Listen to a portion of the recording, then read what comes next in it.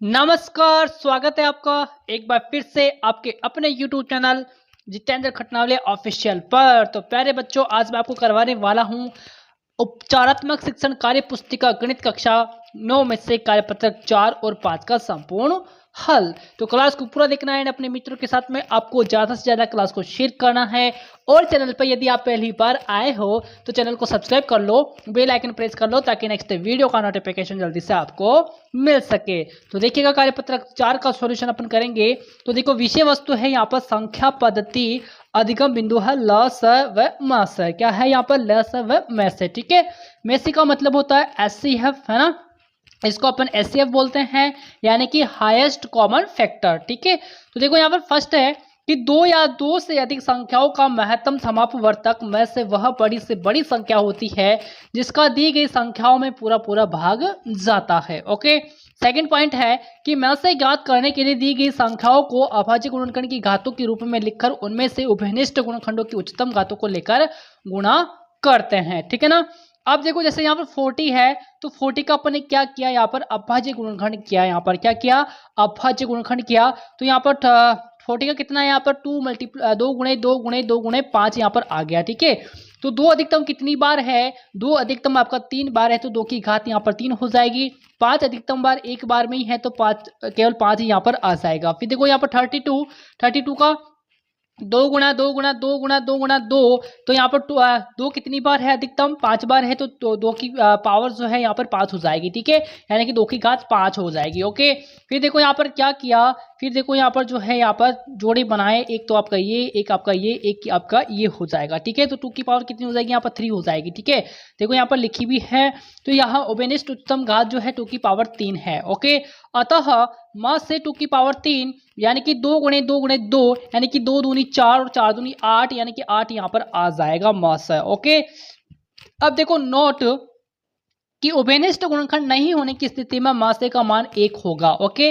जब उभयनिष्ठ गुणनखंड नहीं हो तब क्या होगा? ऐसी स्थिति के अंदर में से का मान जो है 1 होगा। ओके, अब देखो लस यानी कि एलसीएम। अब देखो एलसीएम क्या है कि 2 या 2 से अधिक दी हुई संख्याओं का लस वह छोटी से छोटी संख्या है जिसमें दी गई संख्याओं का पूरा पूरा भाग जाता है। अब देखो लस ज्ञात करने के लिए दी गई संख्याओं को अभाज्य गुणनखंड की घातों के रूप में लिखकर गुणनखंडों की उच्च घातों का गुणनफल लेते हैं। अब देखो बच्चे यहाँ पर क्या करेंगे, जैसे देखो 12 और 48 है, इसका अपन ने यहाँ पर गुणनखंड किया, अभाज्य गुणनखंड किया, तो आपका 12 का आया 2 गुणे 2 गुणे 3 यानी कि 2 कितनी बार है? अधिकतम 2 बार है, तो 2 की घात 2 हो जाएगी, गुणे में 3 अपन ने लिखा है। तो अब देखो 48 का किया अपन ने, 2 अधिकतम कितनी बार है? 5 बार है, तो 2 की घात 5 हो जाएगी। अब देखो 2 की पावर 2 यानी कि 2 दूने आपका 4 हो गया, तो यहाँ पर आंसर क्या आएगा? 4 आएगा। ओके, आप देखो यहाँ पर ये लॉस है, यहाँ पर लेस है आपका 48 है।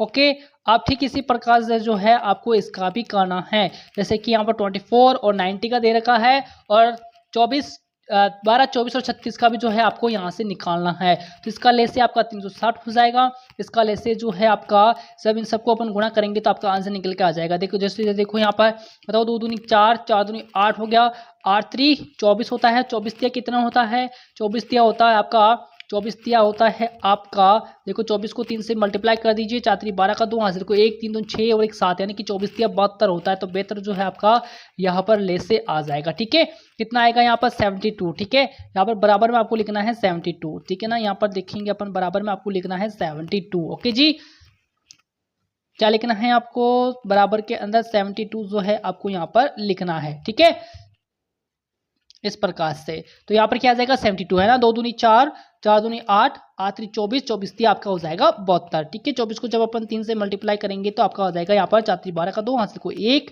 3 2 6 और 1 7, तो 72 आपका आंसर यहाँ पर आ जाएगा। ओके, कोई दिक्कत? नो दिक्कत।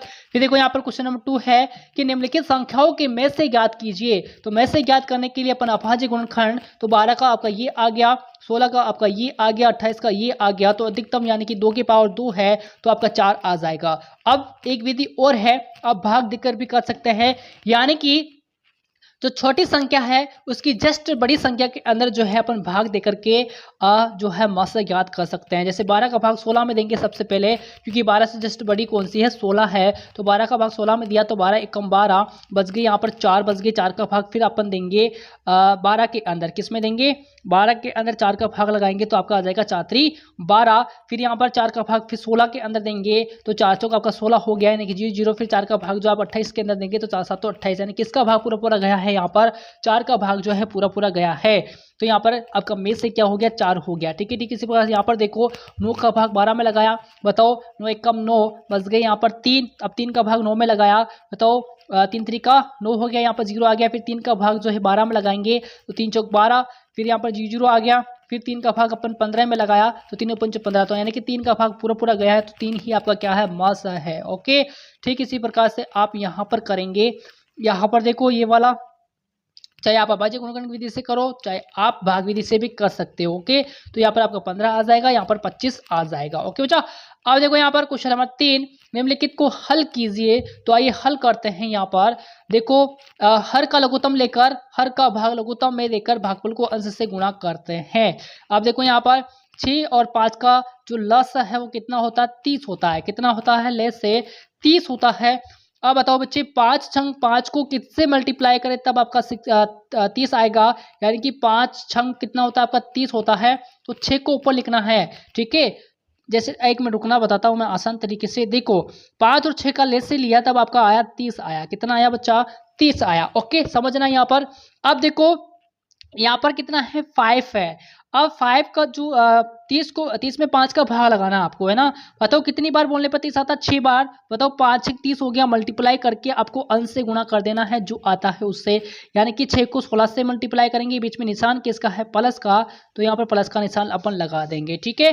फिर बताओ 6 पंजो 30 होता है, यानी कि 6 पंजो 30 कितनी बार बोलने पर आया 5 बार बोलने पर आया, तो यहाँ पर 5 लिख दीजिएगा। फिर यहाँ पर गुणा का निशान लगाना है, ऊपर के अंश के रूप में कितना है 23, तो यहाँ पर आपको 23 लिखना है। कितना लिखना है 23 है ना। इस लाइन को थोड़ा आगे बढ़ा देता हूँ मैं। 23 आ गया। फिर इसको अपन गुणा करेंगे तो आपका 96 आ गया, और इस चीज को गुणा करेंगे तो आपका 115 यहाँ पर आ जाएगा, ठीक है। 115 आ गया यहाँ पर, ठीक है। अब बटे में आपको 30 का 30 लेने देना है, यहाँ पर बटे में 30 का 30 आ गया। फिर इन दोनों को ऐड किया तो आपका 211 बटे के अंदर आपका 30 आ जाएगा। ओके आई होप समझ में आया होगा आपको। अब देखो यहाँ पर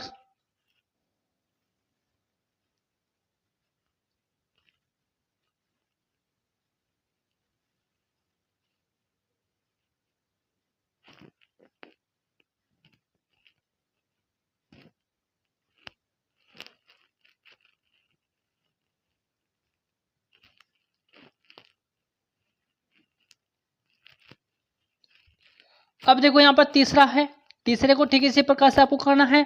3 4 और 2 का लय से लिया तो आपका 12 आ गया यहाँ पर, क्या आ गया यहाँ पर 12। फिर देखो यहाँ पर आके इसको प्रक्रिया करेंगे अपन, 8 का पहाड़ा कितनी बार बोलेंगे तब 12 आएगा आपका, सॉरी 4 का 3 का पहाड़ा बोलना आपको है ना। तो 3 चौक 12 होते हैं, कितने होते हैं आपके 3 चौक 12 होते हैं यहाँ पर। तो 3 चौक 12 होते तो 4 यहाँ पर आ गया, अंश से गुणा करना है तो 4 गुणे 2 हो जाएंगे यहाँ पर, ठीक है। फिर देखो यहाँ पर 4 का पहाड़ा तो 4 3 12, यहाँ पर 3 आगे, अंश से गुणा कर दो, 3 से गुणा कर देंगे अपन। फिर 2 6 12 यहाँ पर आगे, फिर 1 से मल्टीप्लाई करना है आपको, तो 4 दूनी 8 हो गया, 3 3 का 9 और 6 कम 6 हो जाएगा आपका, ठीक है। तो ये आपका 6 कम 6 हो गया, ये 3 3 का 9 यहाँ पर आ गया और 4 दूनी 8 यहाँ पर आ गया, ठीक है। बटे में 12 आपको लिखना है, आपका 23/12 जो है यहाँ पर आंसर आ जाएगा, ठीक है। इसी प्रकार से इसको आपको करना है। ओके बच्चे, अब देखो क्वेश्चन 4 है यहाँ पर कि 4/5 और 5/6 दोनों भिन्नों की तुलना करते हैं कि कौन सी भिन्न बड़ी है यहाँ पर। तो देखो यहाँ पर सबसे बड़ी भिन्न का अपन को पता लगाना है, यहाँ पर 5/6 जो होगी बड़ी भिन्न यहाँ पर हो जाएगी, ठीक है। तो 4/5 और 5/6 है यहाँ पर है ना, तो 4/5 यानी कि मल्टीप्लाई 6/6, तो 6 चौका आपका 24 हो गया और 5 छंग आपका 30 हो गया, तो 5/6 हो गया यहाँ पर, ठीक है। तो 5 मल्टीप्लाई 5 यानी कि 5 25 और 6 पंजो आपका 30 हो जाएगा। ओके तो अब देखो यहाँ पर, अब देखो यहाँ पर वज्र गुणा भी किया है यहाँ पर है ना, तो आपका हो गया देखो 4 छंग 24 होता है आपका और 5 25 होता है ना। तो दोनों में से बड़ा कौन सा है 25 बड़ा है, यानी कि 5/6 जो है यहाँ पर भिन्न जो है आपकी बड़ी हो जाएगी। ओके अब देखो अगला है आपका पांचवा क्वेश्चन कि दी गई भिन्नों की तुलना कर बताइए कि कौन सी भिन्न बड़ी है। तो वज्र गुणा करेंगे अपन, बताओ 15 5 75 होता है और 3 6 78 होता है। 75 बड़ा है या 78 बड़ा है? 78 बड़ा है, तो यही तो भिन्न आपकी बड़ी होगी। तो 13/15 जो है आपकी बड़ी भिन्न हो जाएगी। ओके, फिर देखो यहाँ पर 4/30 और 1/15 है। यहाँ पर वज्र गुणा करेंगे अपन, 15 चौक 60 होता है, 30 से कम 30 होता है, तो 60 बड़ा है, तो आपकी ये वाली भिन्न बड़ी होगी। 4/30 जो है यहाँ पर फ्रैक्शन आपकी बड़ी हो जाएगी। ठीक है, तो यहाँ पर आरोही क्रम में लिखना है आपका, तो 1/6, फिर 3/8, फिर 5/7 होगा इसका आरोही क्रम। इसका 5/8, 5/7 और 5/6 इसका आरोही क्रम होगा। यहाँ पर 6/7, 7/7, 8/7 और 9/7 यहाँ पर आरोही क्रम हो जाएगा। फिर देखो अवरोही क्रम में लिखिए, यहाँ पर अवरोही क्रम में लिखना है आपको, तो 1/2, 1/3, 1/4 और 1/5 होगा। फिर 4/5, 3/5, 2/5 और 1/5 जो है इसका अवरोही क्रम आपका हो जाएगा। ओके, अब है आपका कार्यपत्रक 5 है, विषय वस्तु संख्या पद्धति, अधिगम बिंदु है, भिन्न व भिन्न की संक्रिया है। तो पहला क्वेश्चन देखेंगे अपन कि निम्नलिखित मिश्रित भिन्नों को विषम भिन्नों के रूप में व्यक्त कीजिए। तो देखो यहाँ पर 4 दूनी 8 होता है आपका, कितना होता है 8 हो गया यहाँ पर, और प्लस का 3 है। अब बीटा में बटे में कितना है 4, 8 और 3 आपका 11 होता है, या तो 11/4 यहाँ पर आ गया।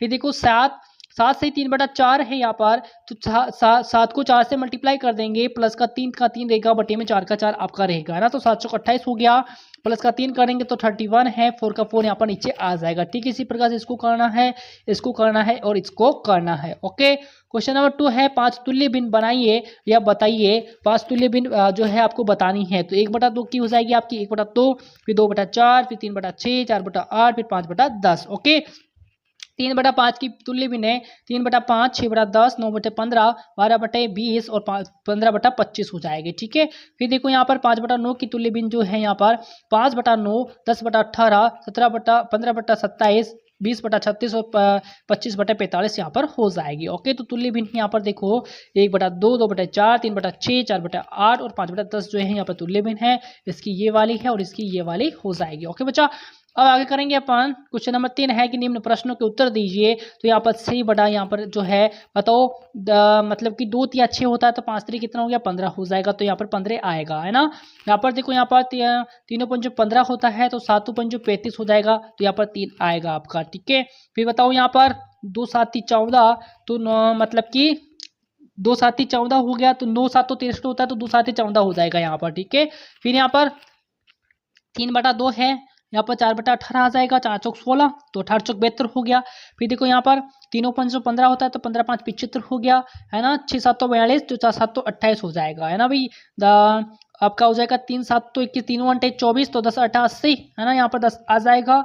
अब देखो यहाँ पर नोट है, नोट किसी भिन्न का सरलतम रूप वह रूप है जिसमें अंश व हर में एक के अतिरिक्त कोई विनिष्ट गुणनखंड नहीं हो। तो यहाँ पर देखो, यहाँ पर क्या करेंगे अपन, देखो यहाँ पर ये आपका सुझाया गया है। यहाँ पर देखो 48/60 यानी कि 24 × 2, है ना, तो यहाँ पर 24/30 हो गया। ठीक है, फिर देखो यहाँ पर 24 दूना 48 होता है, तो है ना भाई। यहाँ पर 12/15 हो गया आपका, 12 दूना 24 होता है, 15 दूना 30 होता है, तो यहाँ पर 12/15 आ जाएगा। 4 3 12 और 5 3 15 हो गया, तो 4/5 आ गया। और यहाँ पर 48 का सरलतम रूप कितना हो जाएगा 4/5 हो जाएगा। ठीक है, आगे अगर अपन सोल्व करेंगे तो आपका 4/5 आ जाएगा। ठीक है ना बच्चा। अब जो क्वेश्चन 4 है यहाँ पर कि निम्नलिखित भिन्नों को सरलतम भिन्न में बदलिए। तो आपको सरलतम भिन्न के अंदर जो है यहाँ पर बदलना है आपको। ठीक है, तो सरलतम भिन्न में बदलेंगे अपन, जिससे ऊपर बदला गया था। ठीक है, तो यहाँ पर 75/30 है ना। फिर इसको आगे सोल्व करेंगे तो आपका 25/10, फिर आगे सोल्व करेंगे तो और 5/10, 5/2 यहाँ पर आ जाएगा। ठीक है, ठीक इसी प्रकार से यहाँ पर 3/13 है, यहाँ पर 6/7 हो जाएगा, यहाँ पर 1/4 हो जाएगा। ओके, अब देखो यहाँ पर नोट है यहाँ पर, हाँ, किसी भिन्न के सरलतम रूप के लिए अंश व हर में समान संख्या का भाग देना होगा। यह क्रिया तब तक चलती रहेगी जब तक सरलतम रूप प्राप्त नहीं हो जाता है ना। तो उदाहरण देखो यहाँ पर 32/40 का, यानी कि 32/8 और 40/8 करते तो 4/5 आता है। ठीक इसी प्रकार निम्नलिखित भिन्नों को सरल भिन्न में बदलिए। तो यहाँ पर 18/9 27/9 करेंगे तो आपका 2/3 आ जाएगा, क्योंकि 9 2 18 होता है और 9 3 27 होता है ना। 18 दूना 36 और 18 54 होता है, तो 2/3 आ जाएगा। यहाँ पर 55 25 होता है और 11 पंजी 55, यानी कि 5 का पारा 11 बार बोलेंगे तो 55 आएगा, तो 5/11 यहाँ पर 5 आपको लिखना है। ओके, ठीक इसी प्रकार यहाँ पर देखेंगे कि 3/3 है, यहाँ पर कितना है 3/3 और 5/25 आ गया यहाँ पर।